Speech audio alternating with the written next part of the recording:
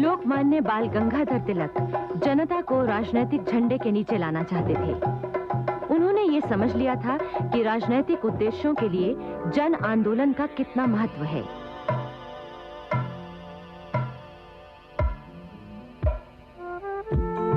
उन्होंने गणेश पूजा और शिवाजी महाराज के वार्षिकोत्सव को सार्वजनिक त्योहारों का रूप दिया, ताकि लोगों को अपने भूतकाल पर गौरव हो। तिलक द्वारा प्रकाशित मराठी के केसरी और अंग्रेजी के मराठा समाचार पत्र दोनों ही सामाजिक और राजनीतिक न्याय की वकालत करते थे। इन पत्रों ने गरीबी के दलदल में फंसी जनता की आवाज ऊंची की। सन 1894 में पूना में चाफेकर बंधुओं ने प्रथम क्रांतिकारी संगठन स्थापित किया।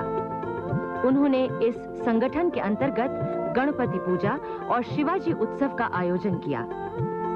इनमें पढ़े जाने वाले गणपति श्लोक और शिवाजी श्लोक दोनों ही अंग्रेजी राज के खिलाफ थे। चाफेकर बंधु 3 भाई थे। सबसे बड़े थे दामोदर चाफेकर, इसके बाद बालकृष्ण चाफेकर और सबसे छोटे थे वासुदेव चाफेकर। इन तीनों ने मिलकर जिस क्रांतिकारी संगठन को तैयार किया था, उसमें देशभक्त नवयुवकों को अंग्रेजी शासन के खिलाफ काम करने के लिए सैनिक प्रशिक्षण दिया करते थे। जगह जगह कसरत, कुश्ती, शस्त्र संचालन आदि का प्रशिक्षण शुरू हो गया था। इस तरह बड़ी संख्या में अनुशासित कार्यकर्ता तैयार होने लगे थे। सन 1897 में पूना में प्लेग फैला। सरकार की ओर से नियुक्त मिस्टर रैंड ने रोगियों को खोजने के बहाने घर घर की तलाशी शुरू कर दी। कुछ घरों में राजनीतिक बातों संबंधी कागजात भी मिले। मिस्टर रैंड ने इन तलाशियों के नाम पर जनता पर अत्याचार शुरू कर दिया। इससे लोग परेशान हो उठे। लोकमान्य तिलक ने इन तलाशियों का विरोध करते हुए कहा कि ये सब हमारे राष्ट्र की आत्मा को कुचलने के लिए किया जा रहा है। 22 जून 1897 को महारानी विक्टोरिया का 60वां राज्याभिषेक दिवस मनाया गया। पूना में भी खूब धूमधाम थी। खूब रोशनी हुई, आतिशबाजी छूटी और ब्रिटिश अफसर खूब नाचे और झूमे। रात को घर लौटते हुए मिस्टर रैंड और उनके साथी लेफ्टिनेंट आर्यस्ट पर अचानक गोली चली। हत्यारे भाग निकले। इस घटना से सारे भारत की ब्रिटिश सत्ता चौंक उठी थी कि क्या फिर से क्रांति होने वाली है। चाफेकर बंधुओं ने न सिर्फ इन हत्याओं को कबूल किया, बल्कि ये भी माना कि हमने महारानी विक्टोरिया की मूर्ति पर कोलतार भी पोता है। उन्होंने कहा, हमें खुशी है कि हमारे माथे पर विद्रोह का टीका लगा है। चाफेकर बंधुओं पर मिस्टर रैंड और लेफ्टिनेंट आर्यस्ट की हत्या के लिए मुकदमा चलाया गया और तीनों भाइयों को मृत्यु दंड दिया गया। पूना की यरवदा जेल में दामोदर चाफेकर को 18 अप्रैल 1898 को, वासुदेव चाफेकर को 8 मई 1899 को और बालकृष्ण चाफेकर को 12 मई 1899 को फांसी दी गई। अब अंग्रेज लोकमान्य तिलक की ओर मुड़े। उन पर यह अभियोग लगाया गया कि 15 जून के केसरी में आपने जो लेख लिखा था वो भड़काने वाला था और इसी कारण चाफेकर बंधुओं ने मिस्टर रैंड और मिस्टर आर्यस्ट की हत्या की।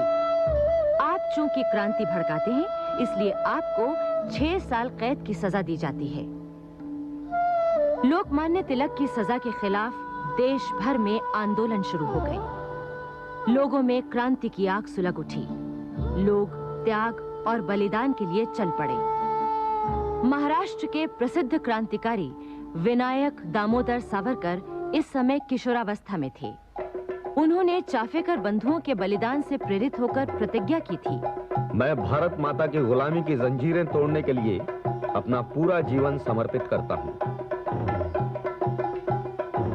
विनायक दामोदर सावरकर ने लोकमान्य तिलक के विचारों से प्रभावित होकर मित्र मेला नामक संस्था की स्थापना की। विदेशी वस्त्रों की होली जलाई और स्वदेशी आंदोलन को बढ़ाया। सावरकर ने युवकों को संगठित करके उन्हें हथियारों से लैस होने का आह्वान किया। उनकी इस सशस्त्र क्रांति की पुकार ने मद्रास और बंगाल तक क्रांति की ज्वालाएं भड़का दी। इन्हीं दिनों स्वामी विवेकानंद देश के नवयुवकों में अपने राष्ट्र के अतीत के प्रति गौरव और आत्मसम्मान की भावना जगाने में जुटे हुए थे। स्वामी विवेकानंद अपने गुरु रामकृष्ण परमहंस के मानवतावाद के प्रचारक थे। उन्होंने रामकृष्ण परमहंस के उपदेशों से भारतीय परंपरा की महानता को समझा था। विदेश यात्रा के बाद जब वो 1897 में भारत वापस आए तो उन्होंने पाश्चात्य संस्कृति की श्रेष्ठता को चुनौती दी और कहा कि हम उनसे कहीं अधिक ऊंचे हैं। उन्होंने देश के नवयुवकों से कहा, तगड़े बनो, मर्द बनो, तुम ऐसे कर्म को अपनाओ जो हम में आस्था पैदा करे, राष्ट्रीय आत्मसम्मान पैदा करे और गरीबों को भोजन तथा शिक्षा दिलाने के साथ साथ पीड़ितों का कष्ट दूर करने का समर्थन करे। हे वीर, तू साहस कर, गर्वित हो कि तू भारतीय है और बड़े गर्व के साथ ये कहे कि मैं भारतीय हूं और हर एक भारतीय मेरा भाई है। भारत भूमि मेरे लिए सर्वोच्च स्वर्ग है। भारत की भलाई मेरी भलाई है। कांग्रेस का 11वां अधिवेशन सन 1895 में हुआ था। इसकी अध्यक्षता सुरेंद्रनाथ बैनर्जी ने की थी। सुरेंद्रनाथ बैनर्जी ने इस अधिवेशन में 2.5 घंटे तक भाषण दिया था। अब तक के कांग्रेस अधिवेशनों में सबसे लंबा भाषण यही था। सन 1898 में लॉर्ड कर्जन भारत का वायसराय बनकर आया। लॉर्ड कर्जन एक बेहद महत्वाकांक्षी, घमंडी, हठी और तुनक मिजाज व्यक्ति था। वो दूसरों की सलाह की परवाह नहीं करता था। अपने आप को वो हमेशा सही समझता था और अपने मातहतों की भावनाओं को निर्दयता से कुचलने में जरा भी संकोच नहीं करता था। लॉर्ड कर्जन नहीं चाहता था कि भारतीय राष्ट्रीय कांग्रेस एक ताकत के रूप में उभरकर ब्रिटिश साम्राज्य के लिए खतरा बने। इंग्लैंड में भारतीय मामलों के मंत्री मिस्टर हैमिल्टन से उसने कहा था, मेरी एक महत्वाकांक्षा ये है कि मैं कांग्रेस के शांतिपूर्वक निधन में सहायक बनूं। और जॉर्ज हैमिल्टन ने लॉर्ड कर्जन को शाबाशी देते हुए कहा था, अगर 1-2 साल में कांग्रेस पूरी तरह लड़खड़ा जाती है तो उसके लोभ का श्रेय तुम्हें ही मिलेगा। कर्जन ने अपने मंसूबों को पूरा करने के लिए पहला मोहरा शिक्षित मध्यम वर्ग को बनाया, जिससे उसका राजनीतिक प्रभाव खत्म हो सके। ऐसे लोगों में बंगाल का प्रबुद्ध वर्ग सबसे आगे था। इसके लिए उसने उन्हें अलग थलग करने की योजना बनाई, जो बाद में बंग भंग के नाम से जानी गई। बंग भंग यानी बंगाल का विभाजन ऊपरी तौर पर इसलिए किया जाना था कि बंगाल प्रांत बहुत बड़ा है और प्रशासन ठीक तरह से नहीं चल पाता, लेकिन उसका वास्तविक उद्देश्य ये था कि उस समुदाय की राजनीतिक एकता को छिन्न भिन्न कर दो जो सरकार के खिलाफ देश को नेतृत्व प्रदान कर रहा है। बंग भंग की योजना दिसंबर 1903 में प्रकाशित हुई तो उसके खिलाफ देश भर में आवाज उठी। अखबारों ने उसकी निंदा की और प्रस्ताव का विरोध किया। लॉर्ड कर्जन ने 18 फरवरी 1904 को बंग भंग के खिलाफ उठ रहे जनता के प्रचार का जवाब देने के लिए पूर्वी बंगाल के चटगांव, ढाका और मेमनसिंह जिलों का दौरा किया। उसने अपने भाषणों में जनता में सांप्रदायिक विष और अहंकार को उकसाया, लेकिन फिर भी पूर्वी बंगाल की जनता पर उसके इन भाषणों का कोई असर नहीं पड़ा। लॉर्ड कर्जन ने इस योजना को लागू करने के लिए भारतीय अधिकारियों और इंग्लैंड के शासकों से लंबी बातचीत की। आखिर सन 1905 के आरंभ में बंग भंग संबंधी लॉर्ड कर्जन के इरादे स्पष्ट हो गए और उसी के साथ उभरा बंग भंग विरोधी जन आंदोलन। 10 जनवरी 1905 को कलकत्ता के टाउन हॉल में हजारों लोगों की जनसभा में लॉर्ड कर्जन के बंग भंग संबंधी प्रस्ताव की खुलकर निंदा हुई। फिर जब ब्रिटिश सरकार ने बंग भंग प्रस्ताव को अंतिम रूप देकर प्रकाशित किया तो जैसे आग में घी पड़ गया। इसने सारे बंगाल को झकझोर दिया और सभी भारतीयों ने, चाहे वे किसी भी आयु, जाति, धर्म और व्यवसाय के हों, उन्होंने जमकर विरोध किया। 7 अगस्त को कलकत्ता के टाउन हॉल में हुई जनसभा बड़े ऐतिहासिक महत्व की थी। इस जनसभा में अपार जनसमूह उमड़ पड़ा था। शहर की अधिकांश दुकानें बंद रहीं। वंदे मातरम के नारों से सारा आकाश गूंज रहा था। विभाजन नहीं चाहिए, नहीं चाहिए, नहीं चाहिए। बंगाल एक है, एक है, एक है। एकता ही शक्ति है, एकता ही शक्ति है। इस सभा में कासिम बाजार के अंबिका चरण मजुमदार ने कहा, भारत के इतिहास में एक नया अध्याय आरंभ हो रहा है। बंग भंग के साथ इस देश में राजनैतिक आंदोलन एक नए चरण में प्रवेश कर रहा है। शीघ्र ही बंग भंग विरोधी आंदोलन बंगाल की सीमाओं से बाहर फैल गया। उत्तर प्रदेश, पंजाब, महाराष्ट्र और तमाम अन्य भागों में नई जागृति आ गई।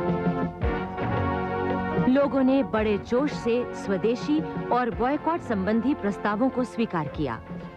28 सितंबर को महालय के दिन कलकत्ता के काली घाट मंदिर में धूमधाम से विशेष पूजा का आयोजन किया गया।